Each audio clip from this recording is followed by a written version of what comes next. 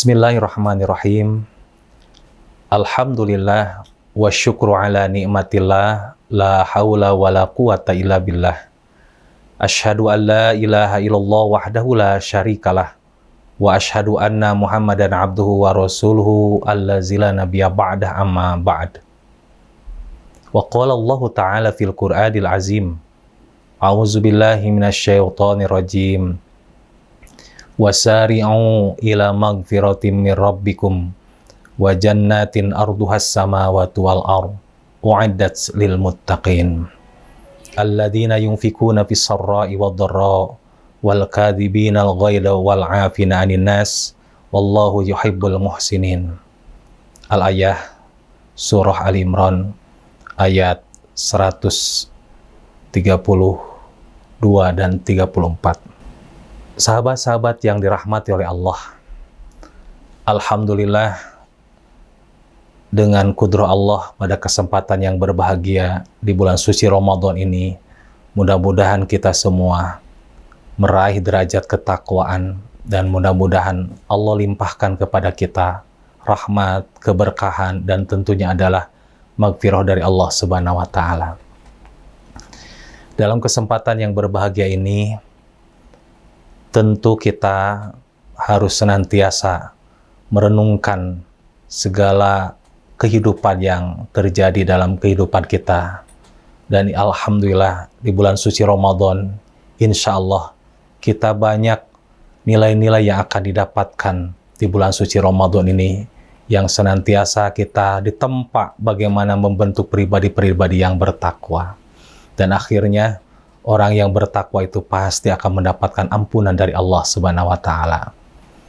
Sahabat-sahabat ikhwatu iman yang dirahmati oleh Allah, manusia tidak akan terlepas dari dua hukum.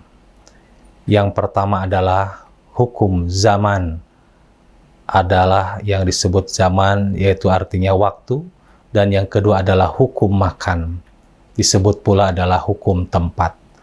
Dua hukum inilah yang senantiasa akan mengiringi dalam kehidupan semua insan. Namun, ada yang terkena dua-duanya atau salah satunya.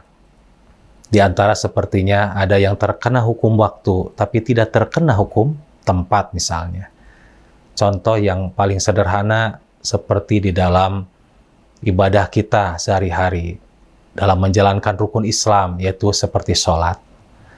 Sholat tentu kita maklumi bahwa sholat itu terkena hukum waktu, karena memang Allah sebutkan dan nyatakan bahwa di dalam melaksanakan ibadah sholat itu kita mau kota, ada waktu-waktu yang sudah ditentukan oleh Allah. Bahkan Rasulullah SAW pun menegaskan as-sholatu ala waktiha, sholat pun di atas atau menurut waktunya. Jadi tidak mungkin kita melaksanakan sholat di luar ketetapan waktu yang sudah ditetapkan oleh sohibu syariah, oleh pemilik syariat yaitu Allah, dan begitu pula Rasul Allah. Tapi terkait dengan tempat melaksanakan ibadah sholat di mana saja.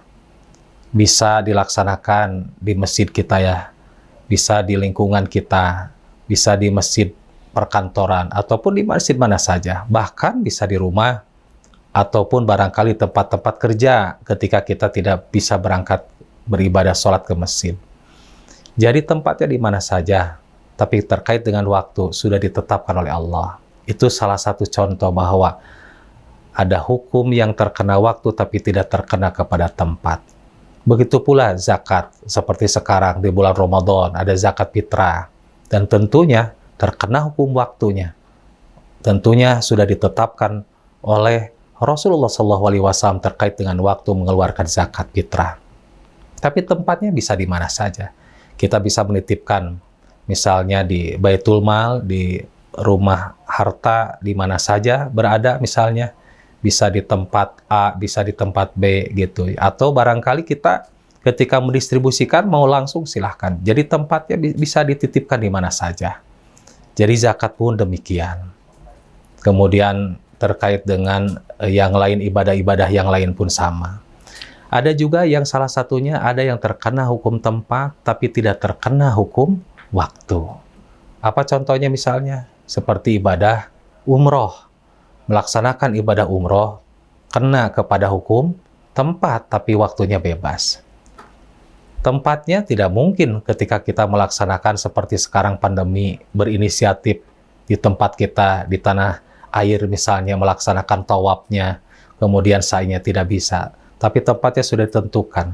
Tentu tawaf itu harus di Baitullah.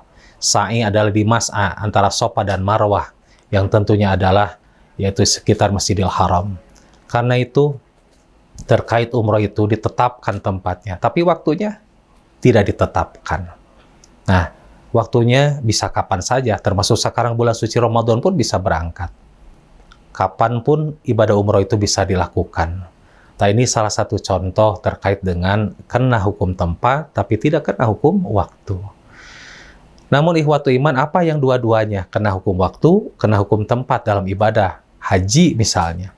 Haji itu waktunya sudah ditetapkan, tempatnya pun ditetapkan. Sebagaimana Allah sebutkan bahwa terkait dengan waktu, al-hajju asyhuru ma'lumat. Haji itu waktunya, bulannya sudah ditentukan. Asyhuru, bulan-bulan yang ditentukan. Makanya dimulai dari bulan Syawal, Dzulqa'dah, dan puncaknya adalah bulan Dzulhijjah. Tempatnya pun sama. Dilaksanakan tawaf di Baitullah. Begitu pula sa'i. Begitulah wukuf. Wukuf harus di Arafah. Kemudian melaksanakan mabit pun di Mina, kemudian di Muzdalifah. Jadi tempatnya sudah ditetapkan. Inilah ikhwatu iman yang dirahmati oleh Allah, bahwa setiap manusia itu tidak akan terlepas dari dua hukum ini, termasuk terkait dengan ibadah, bahkan terkait dengan aktivitas kita sehari-hari. Namun ikhwatu iman yang dirahmati oleh Allah, khususnya terkait dengan hukum waktu ini, disinilah Rasulullah SAW memperingatkan kepada kita, mewanti-wanti kepada kita terkait dengan waktu yang kita jalankan. Terutama beliau menyampaikan ada dua kenikmatan, ada dua waktu dalam aktivitas kita ini, yang kebanyakan orang itu melupakan dua waktu yang subhanallah nikmat hakikatnya.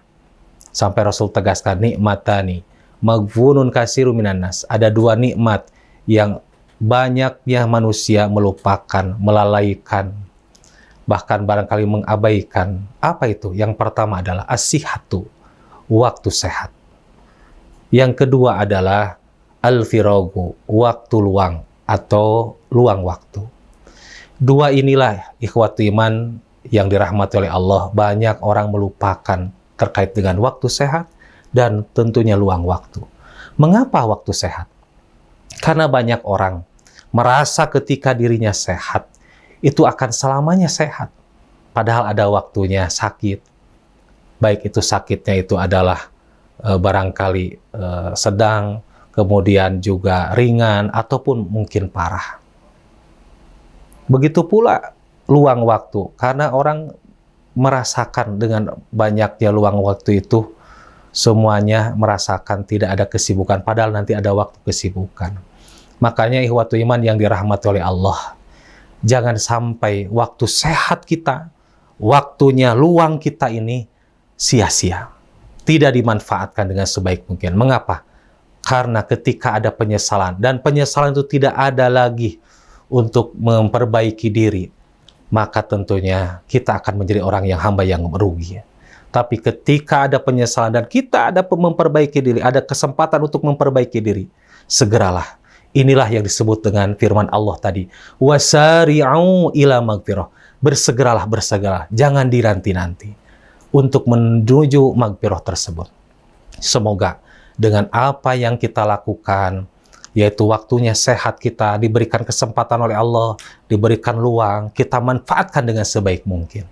Seperti apa yang harus kita lakukan? Insya Allah pada kesempatan yang lain akan diuraikan terkait dengan kesempatan yang harus kita lakukan, yaitu waktu tersebut. Semoga kita memanfaatkan waktu sehat ini dan tentunya luang waktu ini dengan sebaik mungkin agar kita mendapatkan magfirah, terlebih di bulan suci Ramadan saat ini. Aqulu qouli hada wa astaghfirullah li wa lakum. Allahu yakhudu bi aidina ila ma fihi khairul islam wal muslimin. Rabbana atina fid dunya hasanah wa fil akhirati hasanah wa qina azabannar. Assalamualaikum warahmatullahi wabarakatuh.